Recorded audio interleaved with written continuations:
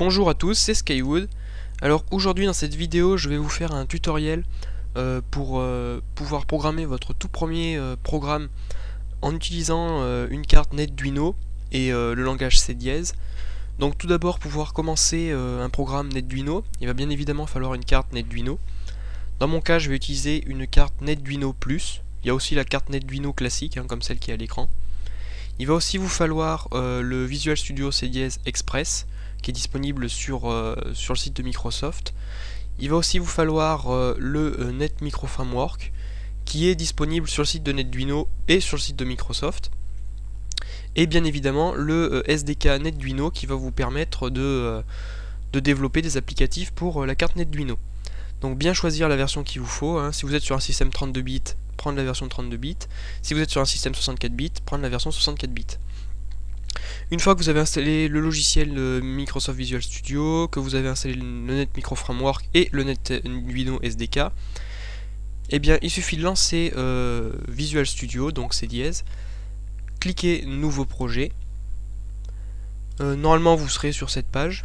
Cliquez ensuite Micro Framework, NetDuino Application.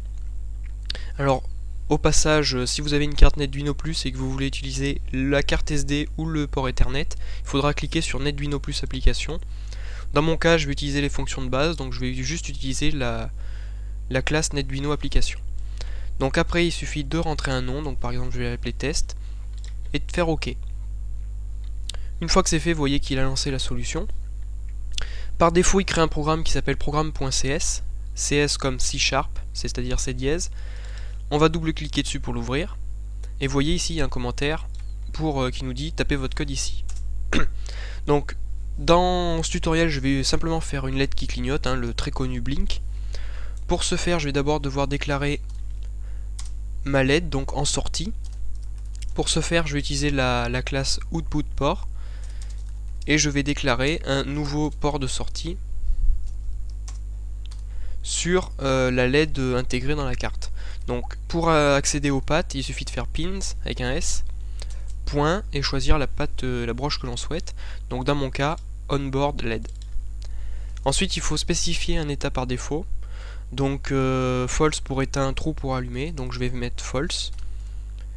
Et maintenant on va faire le blink, c'est-à-dire la boucle infinie, et le allumer, éteint, etc. Donc d'abord la boucle infinie, while true.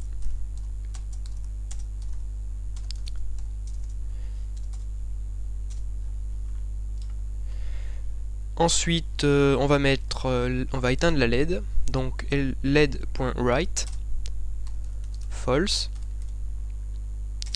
On va devoir attendre une seconde. Pour ce faire, on va utiliser freed.sleep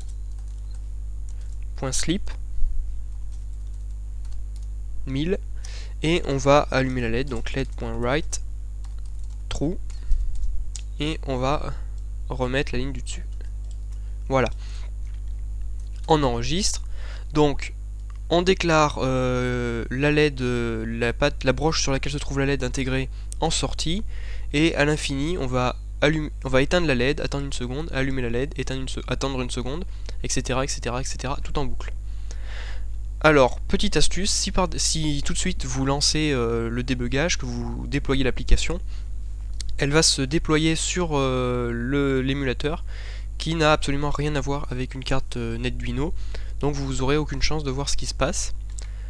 Pour pouvoir tester votre code sur votre carte NetDuino, il faut faire clic droit sur le projet, propriété, .NET Micro Framework, et ici choisir USB. Une fois que c'est fait, normalement votre carte s'affiche ici. Là vous voyez il y a ma carte qui s'est affichée. Et là maintenant, si je lance le debug, voilà, le déploiement a réussi, la carte est en train de redémarrer, et voilà, la carte a démarré. Le programme est en cours d'exécution. Et alors, bon, ma webcam est de très mauvaise qualité, mais ça suffira. Et si on regarde ici, vous voyez, ça clignote. Donc voilà, c'était un petit code de test, juste pour bien démarrer. Donc je rappelle, installer le Visual Studio, ensuite le Micro Framework, puis le NetDuino SDK. Une fois que c'est fait, créer un nouveau projet en tant que NetDuino application. et après vous faites votre code en C dièse de manière très classique. Ne pas oublier de déployer sur l'USB et pas sur l'émulateur, sinon vous ne pourrez pas le tester. Et ben voilà. J'espère que vous serez là pour mes prochaines vidéos, et je vous dis à plus.